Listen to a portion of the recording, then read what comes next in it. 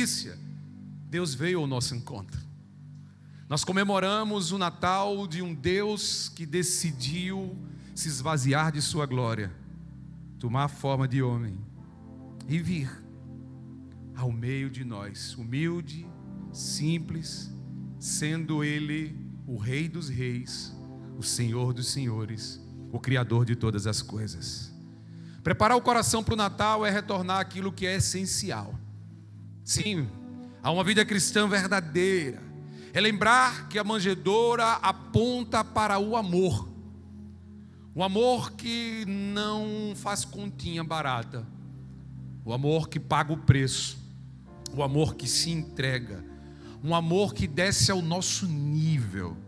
Um amor que assume a forma humana. Um amor que nos oferece vida, e vida em abundância. Vida verdadeira. Não simplesmente estarmos vivos, mas verdadeiramente vivermos. Porque a vida tem um nome, e o seu nome é Jesus. Então vamos hoje à primeira mensagem dessa série: esperança quando os planos mudam. Será que isso já aconteceu com você? Você tinha preparado planos, deixou tudo arrumadinho, tudo alinhadinho, estava tudo do seu jeito, mas de repente os planos mudaram. E o texto que nós lemos, nós vemos a história apontar para José. José estava com tudo alinhado na vida. Ele ia casar-se com Maria. Seus planos eram começar uma família, levar uma vida simples, mas honrada. Ele sabia dos seus limites e das suas limitações, mas algo inesperado acontece. De repente Maria está grávida e o filho não é dele. Imagina a cabeça desse homem. O problema, a bomba que explode. A sua cabeça então deve ter entrado em parafuso. Decepção, dor, medo, angústia.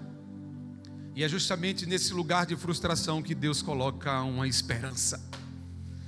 É o Deus da esperança. Jesus nos ensina através da vida de José que a esperança bíblica não é a ausência de dor, mas é a presença de Deus mesmo quando tudo pareça que vai dar errado. Quando os planos fogem do nosso controle e a gente não sabe, porque a gente tem essa mania, a gente quer tudo aqui na palma da mão. A gente planeja as coisas, a gente sonha e a gente quer ter o controle de tudo, mas a vida é assim, de repente tudo some. A esperança cristã não é quando tudo vai bem, mas quando nós temos a certeza que Deus está escrevendo a nossa história, que nada, absolutamente nada, foge do seu controle. Então a esperança que Deus nos dá nasce primeiro quando escolhemos obedecer, mesmo sem entender. Tem um belo louvor que diz assim: mesmo sem entender, eu confio em ti, mesmo sem entender. Porque não é sobre aquilo que nós entendemos ou aquilo que nós enxergamos, é pelo tamanho da fé que nós nutrimos em nossos corações. Eu me lembro daquele momento quando o Senhor Jesus está ao outro lado da margem, os seus discípulos então estão no meio daquele mar revolto, eles entram em desespero, porque eles estão ali enfrentando uma tempestade inesperada. Eles eram mestres da navegação, eles conheciam como nunca aquele lago, aquele mar da Galileia, ou lago de Genezaré. Aquele ambiente era o seu ambiente de vida, era ali que eles captavam todos os seus recursos, eles foram criados ali. Mas de repente o mar é revolto e aquela travessia que na sua mente seria tranquila, se transformou numa travessia agitada. E eles então começaram a gritar: nós vamos morrer, não tem mais jeito. São horas remando, são horas içando vela, são horas jogando âncora, o mar não para. E eles então estiveram com medo. Medo porque não viam ao outro lado da margem, medo porque não conseguiam enxergar no escuro, medo porque não tinham a segurança mais em suas mãos. A gente é meio que assim. Se nós não tivermos a segurança, não conseguimos enxergar o outro lado da margem, nós entramos em desespero. Mas eu quero dizer para você nessa manhã, que o Deus que eu e você servimos, que é o nosso Deus e Pai, Ele vê no escuro, Ele enxerga do outro lado da margem, e a gente não tem medo, porque Ele já está lá. Ele já preparou o ambiente para mim e para você. A nossa situação é ou confiamos ou não confiamos, independente da história que nós estejamos vivendo. Obedecer sem entender é um ato de fé daqueles que confiam mais no caráter de Deus do que na luz da estrada. Por vezes você não vai enxergar o caminho, mas você confia. Declaramos há pouco aqui em louvor, nós não é por aquilo que vemos, mas é por aquilo que cremos. E essa fé precisa estar enraizada em mim e em você. E o advento nos leva a essa esperança. Essa fé precisa estar viva aqui dentro. Ela precisa pulsar, ela precisa bater forte, para que a gente não sucumba. O Senhor muitas vezes vai nos levar a ambientes assim, que parecem lógicos. Qual lógica nisso? Numa cultura patriarcal, de repente uma mulher prometida aparece grávida. Casamento, que loucura é essa? Onde é que você consegue achar propósito dentro de tudo isso? Aos olhos humanos é impossível, mas aos olhos do Senhor tudo é possível, porque os planos não são meus, os planos não são seus, os planos são dele. A esperança cristã, ela acontece quando nós damos espaço para que Deus faça. O problema é que a gente quer fazer. O grande lance é que nós queremos ser protagonistas. A gente quer, as luzes da ribalta. Nós queremos aparecer. Nós buscamos fama, likes, seguidores, status, recursos, seja lá o que for. Nós queremos que a nossa história, esteja por cima da história de Deus, daquilo que Ele está escrevendo. E José então nos ensina nesse momento que ouvir ao Senhor vai nos livrar dos impulsos, das incertezas e vai nos dar segurança. Olha o que o texto vai dizer no verso 20. Mas depois de ter pensado nisso, apareceu-lhe um anjo em sonho. Então o texto já nos ensina algo precioso. Porque José podia ter agido pelo impulso. A bronca era grande. O coco era seco, gente. A vida dele agora estava virada de cabeça para baixo. A fama dele era de quê?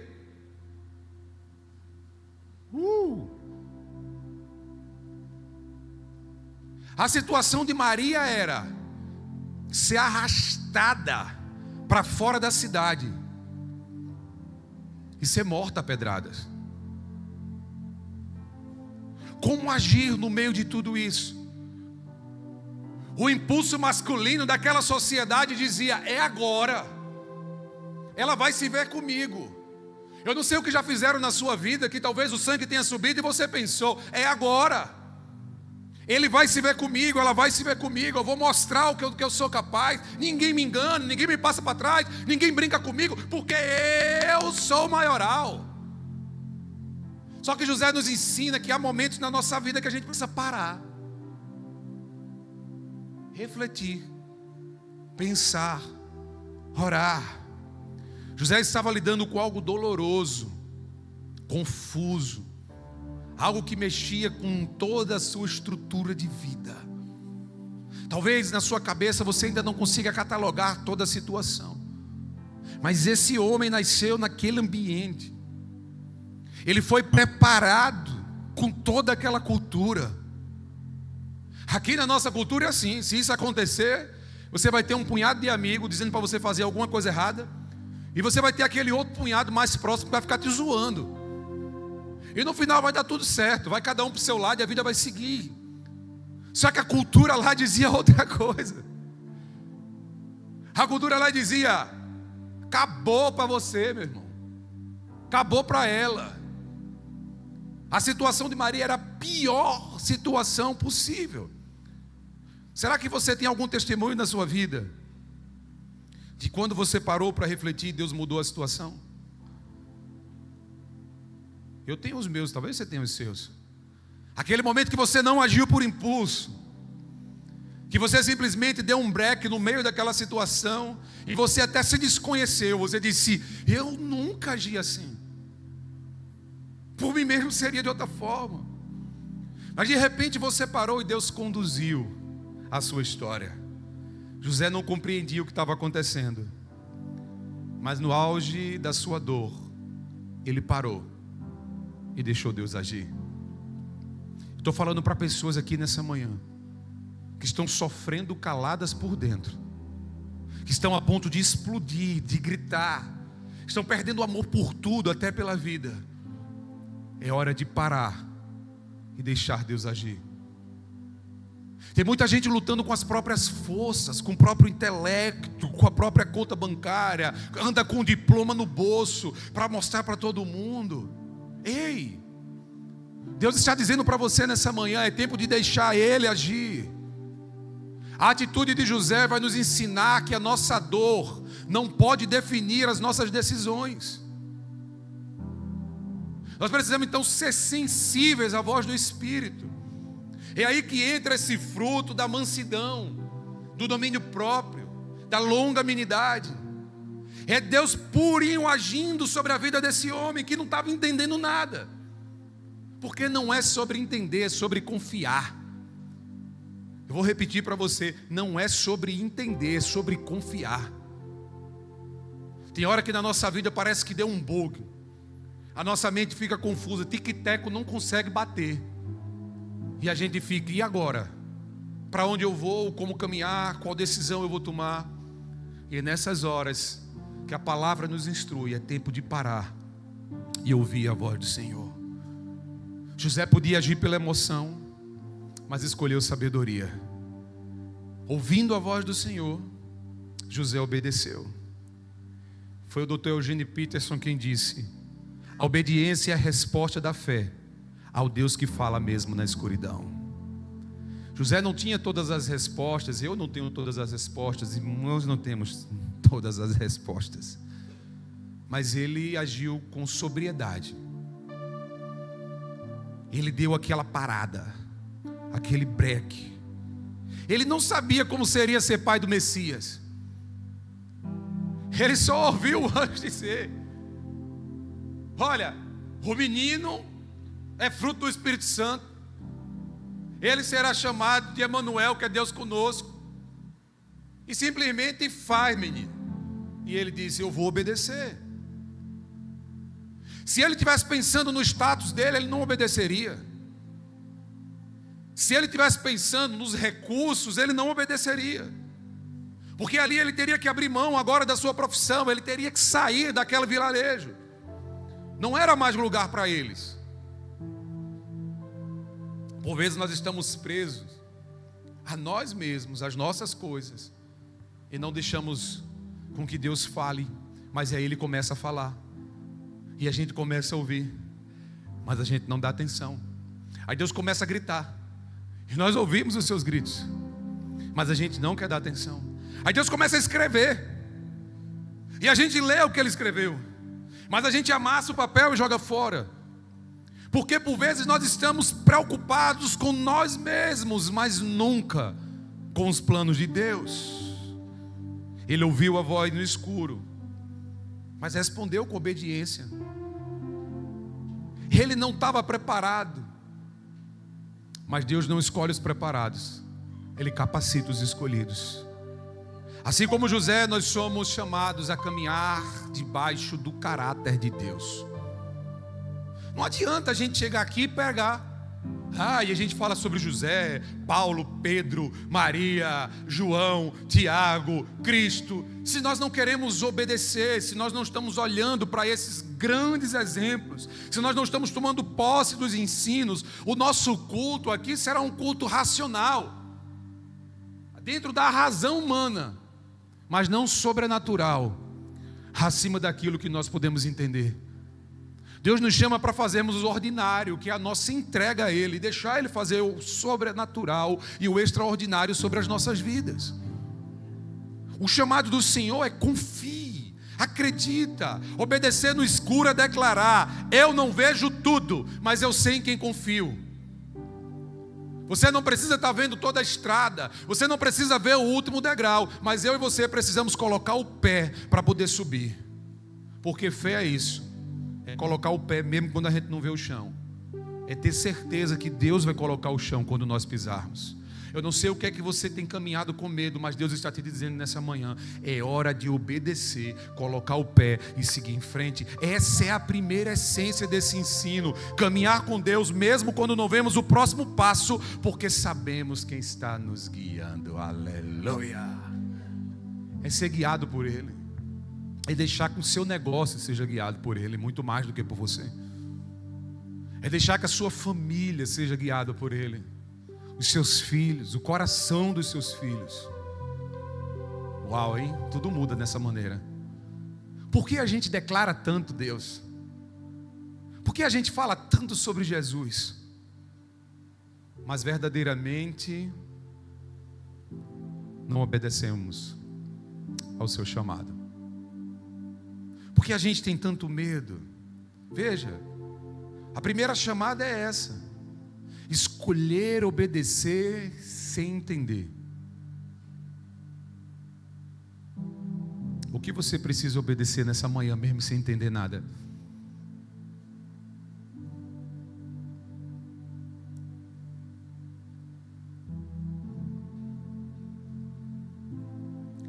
Todos nós temos aquelas confusões, não temos? Eu sei que Deus está falando com você algo, porque Ele está falando aqui comigo um bocado de coisa. Eu começo a orar aqui. Sabe aquele negócio de orar sem cessar? Tem gente que tem medo de orar sem cessar. Que negócio de orar sem cessar? Eu vou parar mais de orar, não vou ficar trancado no quarto. Não, não é sobre isso não, gente. É que quando vem uma palavra assim, você começa a orar na mente. Eu já comecei a me perder todo dia que eu estou orando já aqui. O Senhor está falando. Aí eu começo a orar. Tem hora que vai até um negócio mais pentecostal. Eu oro em línguas aqui no cérebro. O negócio fica meio confuso. Mas vai. Porque o Senhor pede coisas que a gente não entende porque Ele está pedindo. Tem hora que eu paro e digo, não! Aí Ele diz sim, eu digo, tá bom. Eu baixo a cabeça. Eu não sei se isso aconteceu com você. Teve um dia que eu gritava, uivava. Não! Não! Não, Senhor! Não me pede isso, eu não sou força suficiente para isso, eu não sou capaz. Não! Aí de repente eu senti uma mão assim na minha cabeça. Sabe aquele negócio do gatinho, quando você alisa assim, ele vai deitando no seu colo? Deus está pronto para fazer isso com a gente. Eu até hoje não consigo entender porque Ele me pede essas coisas. Mas eu quero declarar nesse altar para Ele que eu estou disponível para fazer tudo aquilo que Ele me pedir. E essa precisa ser a maior verdade na minha e na sua vida, mesmo que a gente não entenda nada. Já contei aqui a história da senhora Einstein, quando ela certa vez desce de um voo e uma repórter vai ao seu encontro e diz: senhora Einstein, a senhora compreende a complexa teoria da relatividade na qual seu marido é famoso no mundo inteiro? E ela: oh, minha filha, eu não compreendo a complexa teoria da relatividade na qual meu marido é famoso no mundo inteiro, mas eu compreendo o meu marido. Isso nos ensina que eu e você não precisamos compreender tudo, mas compreendemos ao Deus que nós servimos. Então a esperança que Deus nos dá nasce quando escolhemos obedecer mesmo sem entender. E segundo, quando cremos que Ele está fazendo algo maior do que nós. Deus sempre faz coisas maiores do que nós. A gente é tão pequenininho, é tão limitado, há uma fragilidade humana, que uma simples gripe nos para por dias. Um vírusinho que nós não conseguimos enxergar a olho nu nos paralisa durante toda uma vida. A nossa vida é breve, mas nós queremos ser popstar dela. Quando o entendimento é: a minha vida precisa ser para a glória dele, porque através da minha vida Ele vai fazer coisas maiores do que eu. Esse entendimento muda tudo. Nós precisamos crer que Deus está fazendo algo maior que nós. Crer que Deus faz algo maior que nós amplia a nossa perspectiva de vida, nos fortalece, nos dá uma direção, um senso, um propósito. Gente, eu estou falando para você nessa manhã, que talvez esteja buscando um propósito para viver, um direcionamento na sua vida, algo que de fato vale a pena. Escrever uma história digna de ser contada é escrever uma história para a glória de Deus. Senão não adianta nada disso. Tudo passa, tudo morre, tudo murcha, tudo se acaba. Mas aquilo que eu e você fazemos debaixo dessa autoridade, colocando as nossas vidas à disposição do reino, ficará marcado por toda a história. Esses são os homens que eu tenho seguido, homens que entregaram sua vida a Jesus, os que de fato fizeram história e que marcaram o mundo.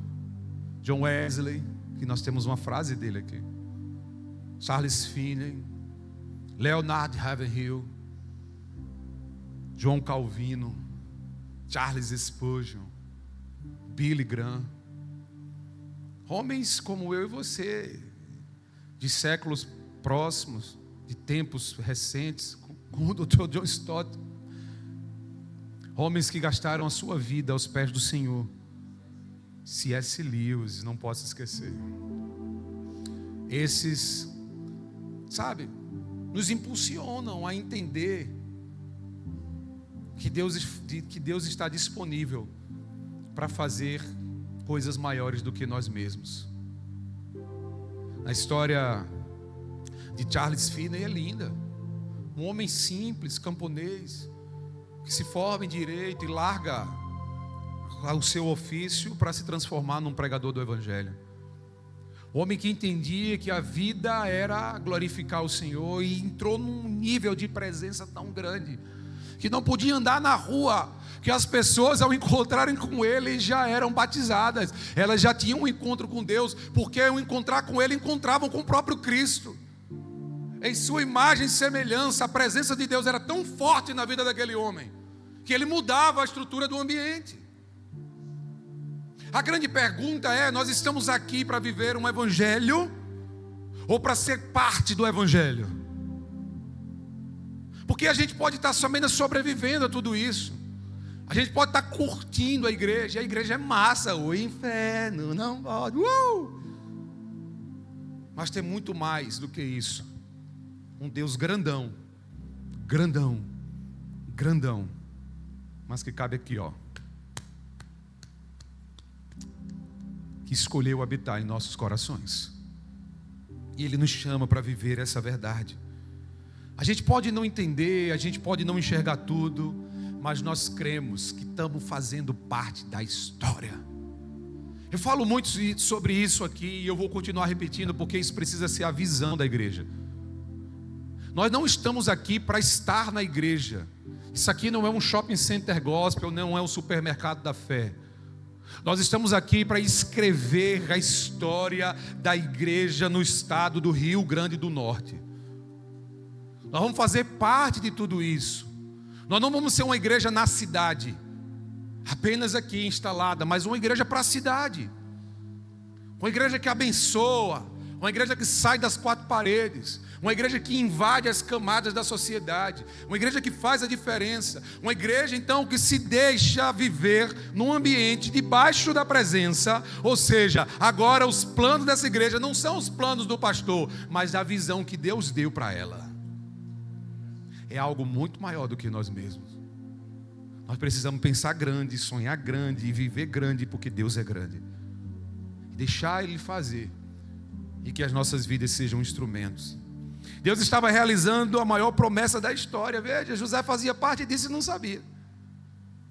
Sem querer, quietinho, com todos os planos da vida dele, estava tudo alinhado. Pensa aqui comigo.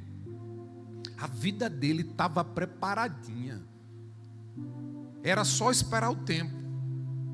Aí de repente ele descobre que ele faz parte do projeto messiânico do Senhor. Ele faz parte do plano da salvação. Eu quero dizer para você nessa manhã: você faz parte dessa história. Por vezes é a gente que trava, e a gente não entende nada, e a gente não quer deixar Deus agir. Mas eu e você fazemos parte dessa história. José apenas fez parte lá, há 2000 anos atrás. Eu e você fazemos parte hoje. O que a gente não pode é abrir mão, o que a gente não pode é deixar passar, o que a gente não pode é querer que os meus planos atrapalhem os planos do Senhor. É verdadeiramente deixar Ele agir. Ele não tinha ideia da grandiosidade do que estava acontecendo, mas ele estava lá, sendo parte sem saber. Aí de repente o anjo vem, ele obedece e entende que os planos de Deus são maiores que os meus. Porque muitas vezes o Senhor vai nos colocar em projetos que a gente não vai compreender no momento, mas se a gente obedecer, tudo se cumpre.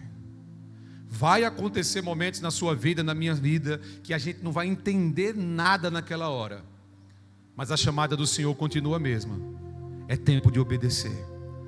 No verso 20, na parte B, o texto vai dizer: pois o que nela foi gerado procede do Espírito Santo. Pensa que a situação era inexplicável, era natural. Espírito Santo, é Espírito Santo. Quando foi que se falou sobre esse negócio? De que uma mulher podia engravidar de outra forma. O homem entendia algo dessa natureza? Espírito Santo, Maria. Que conversa é essa? João não entendia o que o Espírito estava gerando. Era algo maior. Ele não conseguia imaginar. Sabe aquele negócio? Não cabe na nossa cachola. Não tem como caber aqui. Num negócio finito, um Deus infinito.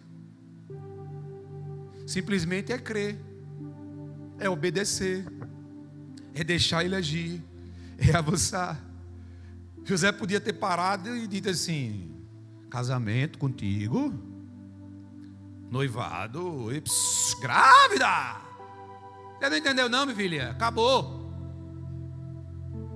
Mas ele obedeceu, porque entendeu que havia um Deus maior e um projeto sobre a vida dele. Deus nunca atrapalha os nossos planos, mas Ele nos encaixa nos dele. Aquilo que muitas vezes para a gente é Deus atrapalhando os nossos planos, é Ele nos colocando no trilho da vida eterna, no plano da salvação, sabe, nos caminhos da graça, para que a gente possa viver segundo a sua vontade. Quando algo foge do nosso controle, a nossa tendência é interpretar a frustração, e a gente fica frustrado, chateado, angustiado, a gente fica com raiva. Mas é Deus dizendo: os meus propósitos são maiores, apenas vem e confia. Apenas vem e confia. Deus não vai interromper os nossos sonhos por capricho. Ele vai nos preparar para que os seus planos se cumpram aqui na terra. E que bênção a nossa, que privilégio é o meu e o seu. Nós fazemos parte dos planos de Deus. Você já parou para pensar sobre isso? Dá uma travada assim, não dá um bug não. Eu, pecador, miserável homem que sou, tomo posse das palavras de Paulo.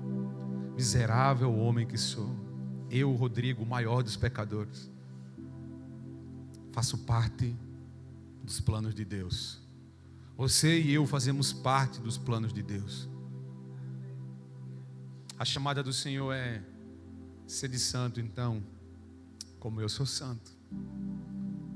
Essa busca pela santidade, por um novo caminho, por uma nova história, por mais da presença, está no lugar certo. É quando eu e você estamos no centro da vontade de Deus. Gente, deixa eu dizer uma coisa para você. Por vezes o centro da vontade de Deus é um lugar muito desconfortável para nós, porque é onde o nosso corpo não quer estar. O centro da vontade de Deus nos tira, nos rouba da nossa zona de conforto e nos faz se movimentar. O centro da vontade de Deus nos faz viver coisas e aceitar coisas que nós não queremos aceitar. O centro da vontade de Deus nos coloca no lugar de submissão e honra. E por vezes nós dizemos: não é esse o meu lugar. Mas a vontade de Deus é sempre amor, ainda que a gente não compreenda. Eu vou repetir para você: a vontade de Deus é sempre amor, ainda que eu e você não compreendamos. Então a esperança que Deus nos dá nasce quando escolhemos obedecer, mesmo sem entender. Quando cremos que Deus está fazendo algo maior do que nós. E terceiro e último, quando assumimos o nosso lugar no propósito de Deus. Sabe, você tem um lugar lá. O problema é que você está o tempo inteiro, fugindo. Quantas pessoas estão aqui, ou me assistindo em casa, que já foram chamados pelo Senhor, já levantaram a mão, ergueram a mão, disseram que o Senhor era o seu Senhor e Salvador, mas em todo tempo, quando algo aperta, quando Deus chama, começa a fugir. E sabe o que acontece? A vida é especialista em dar rasteira. Porque enquanto você estiver caminhando longe da vontade, o que você vai experimentar é frustração, é medo, é dor, é ansiedade, é angústia, é decepção, é tristeza, é pecado, é erro, é falha, é problema. E no centro da vontade de Deus tem um pouco de tudo isso, mas você está firmado na rocha e nada vai te abalar, porque você está no centro da vontade. Nós não somos espectadores, nós somos participantes. Nós estamos vivendo absolutamente essa verdade. Esse é o caminho, é a verdade e é a vida. E independente de todas as coisas, nós aceitamos ao Senhor, porque tudo que vem dele é bom, perfeito e... Então por que por tantas vezes a gente decide caminhar longe? Somos instrumentos na mão de Deus. Ele toca a melodia e a gente deixa que o som saia. Isso foi para tu, gostou, né? Você que é músico, gosta dessas coisas. E Deus é lindo e Ele nos usa como seu instrumento musical, como uma nota perfeita. Tudo que Deus criou foi perfeito. Tudo que Ele preparou foi perfeito. E a sua vida, a minha vida, que um dia estava imperfeita, agora debaixo da sua graça, trilha um caminho em busca da perfeição, a imagem e estatura do varão perfeito, Jesus Cristo, o Cordeiro de Deus, o Salvador do mundo.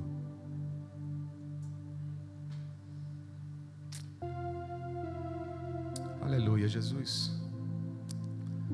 Cristo, Tu és o sol da justiça, a brilhante estrela da manhã. Tu és a nossa luz, aquele que ilumina o nosso caminho. Hoje nós iniciamos esse tempo do advento e acendemos a vela da esperança. Se Tu não tivesses vindo, enfrentado a morte em nosso lugar, e sido primogênito da nossa salvação, nós seríamos os mais tristes dos homens. Mas a nossa esperança é verdadeira e ela está firmada em Ti e em Ti somente. Que a partir dessa manhã, desse início de advento, desse novo tempo, nós possamos caminhar debaixo dessa verdade que ilumina, que traz vida, a nossa vida, que muda, que renova, que faz nova todas as coisas, Jesus.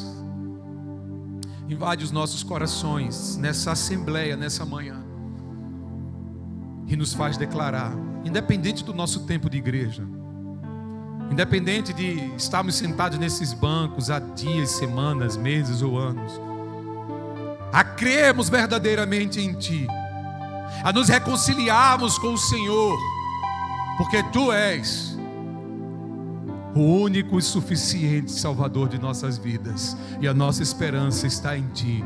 Vem, Senhor Jesus. Quando nós estamos no centro da Sua vontade, sabe o que isso faz? Tira o foco do eu, da minha autopreservação, da minha autoimagem, da minha autoglória. Agora minha preocupação não está mais em mim, a preocupação de José não estava mais nele, está no Senhor. Está que os seus planos se cumpram, está nos planos agora que o Senhor tem para Natal. A partir dessa igreja, eu creio que planos dos céus vão se cumprir. E eu sou doido por isso mesmo, e eu vivo por isso. E por isso eu vou gastar mais do que essa vela acesa na presença do Senhor. Vamos juntos, gente. Juntos. Amém. Não é engrandecer a nossa narrativa, sabe? É vida mesmo. Entender que a sua vontade é boa, perfeita e agradável. É caminhar sobre a sua autoridade, é amar a sua soberania, é temer a sua presença com um temor santo, é exaltar o seu nome, o seu senhorio, o seu poder, em tudo e em todas as coisas. Não é mais dominicalmente. Hoje nós iniciamos uma jornada do advento. Que essa jornada venha para transformar, mudar, restaurar. O verso 24 vai dizer assim: quando acordou, José fez o que o anjo do Senhor lhe havia ordenado. E eu vou dizer algo para você gravar no seu coração: a obediência gera o milagre. Eu posso repetir para você: a obediência gera o milagre. Então o que é que Deus tem te pedido que você precisa fazer?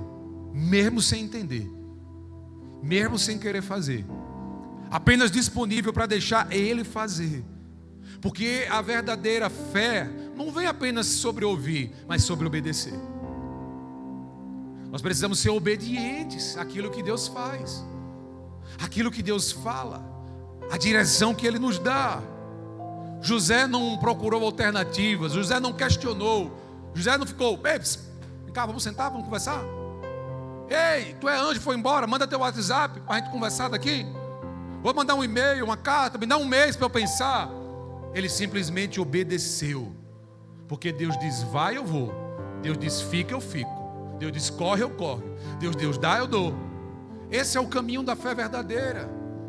É assim que agem aqueles que estão debaixo da sua vontade. A obediência nos faz participantes do propósito de Deus. E José nos ensina isso nessa manhã, para que a gente possa caminhar debaixo dessa verdade. Sabe, gente? Propósito de Deus, plano de Deus maior que o meu, para a gente não só cantar isso e achar lindo, porque cantar é fácil, mas obedecer é quem vai mostrar quem somos na presença do Pai. Só obedece aquele que ama, só ama aquele que se relaciona. E a minha pergunta para você é: nesse caminho do advento, 4 semanas, você está disponível a caminhar mais próximo do Senhor? Então, se eu lançar a partir de amanhã desafios, leituras bíblicas, devocionais, como igreja nós vamos fazer juntos, não me deixem trabalhar para que ninguém faça nada.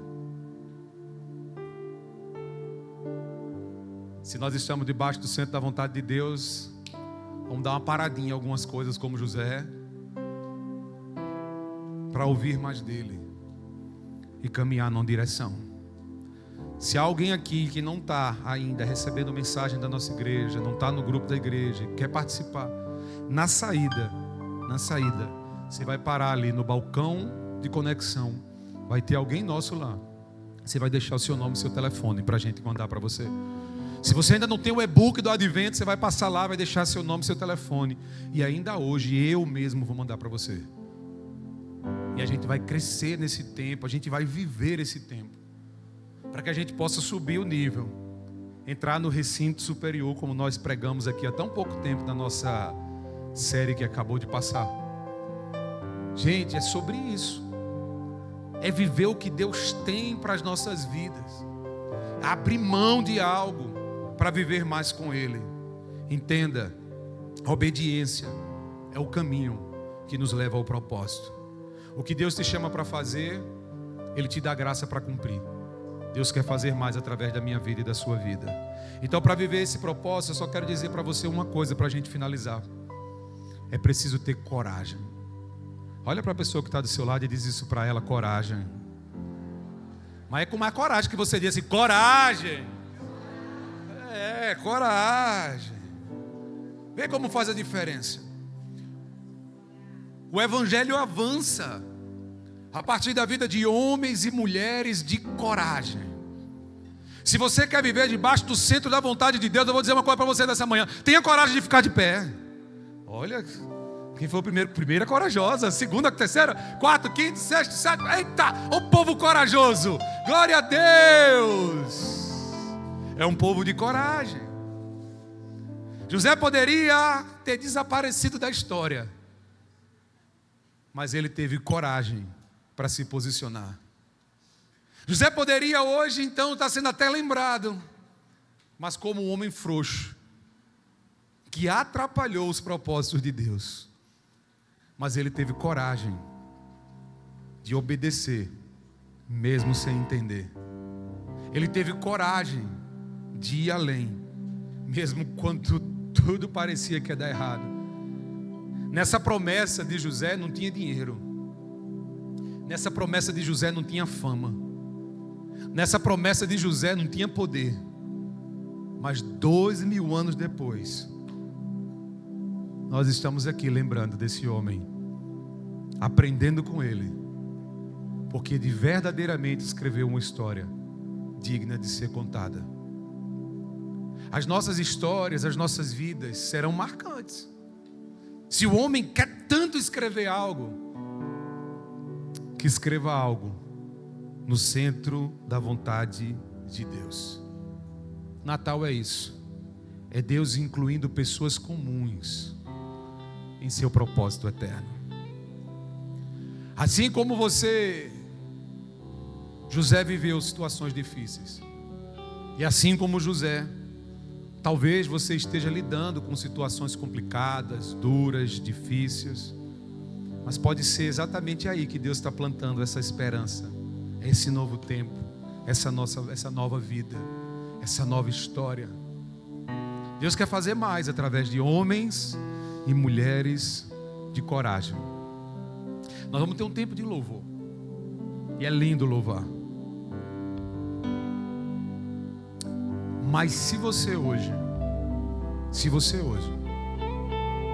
entende que na sua vida você precisa mais de Deus, você entende que você caminhou até aqui falando sobre Ele, entendendo um pouco ou buscando algumas respostas e não encontrou. Hoje é ano novo cristão. Hoje é advento, é o início de um novo tempo. Você pode então sair do seu lugar e você vai vir aqui declarando Jesus como Senhor e Salvador da sua vida. Ou talvez você tenha caminhado já com Cristo e se perdeu a fé, traiu pessoas, enganou alguém, maltratou, e isso te fez se afastar do evangelho, da leitura bíblica, da igreja. Isso dói no teu peito. E você hoje precisa se reconciliar com Jesus. Mas também você pode só assim: eu estou muito bem com esse Jesus, eu já aceitei Ele, tá massa. Só que eu ainda não tenho uma família na fé, uma igreja para chamar de minha, um ambiente espiritual. E você também pode vir aqui e declarar que essa igreja é a família que você escolhe para caminhar. Enquanto nós louvamos, que Deus trabalhe em seu coração, no meu coração, com alegria, com viva fé. Glória a Deus, porque uma vida já veio se entregar a Jesus nessa manhã. Aleluia. Dá uma salva de palmas para ela. Eu preciso aprender um pouco aqui. Oh Deus. Se Deus está te chamando, vem para cá também. Se Deus está dizendo que é hoje, que é o seu dia, que é com você, que é para você, só vem. É advento, é novo tempo, é presença do céu na tua vida. Aleluia. Decide mais por Ele, renova a tua fé, se reconcilia. Outras portas se abrem ali, e eu preciso aprender mais de Deus, porque Ele é quem cuida de mim. Deus cuida de mim. Deus cuida de mim. Na sombra das suas asas de mim. Eu amo a sua casa e não ando sozinho, não estou sozinho por você. Deus cuida de mim, Deus cuida de mim, na sombra das suas asas. Deus cuida de mim, eu amo a sua casa e não ando sozinho, não estou sozinho por você. Deus cuida de mim. Será que você que está aí ainda sente algo no seu coração dizendo vai? E você apenas está com vergonha, com medo? Esse sim é um sim que fala de eternidade, que fala de recomeço, de transformação, de nova vida. Como é bom poder contemplar o milagre de Deus na tua história.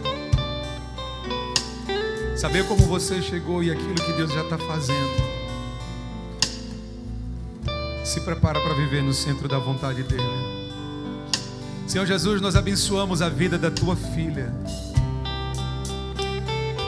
para que ela encontre esse recomeço, que esse pulsar em seu coração gere vida, renovo, transformação, libertação e cura, uma liberação indescritível de perdão nessa manhã, para que ela caminhe sem algemas, com olhos abertos sobre a tua graça.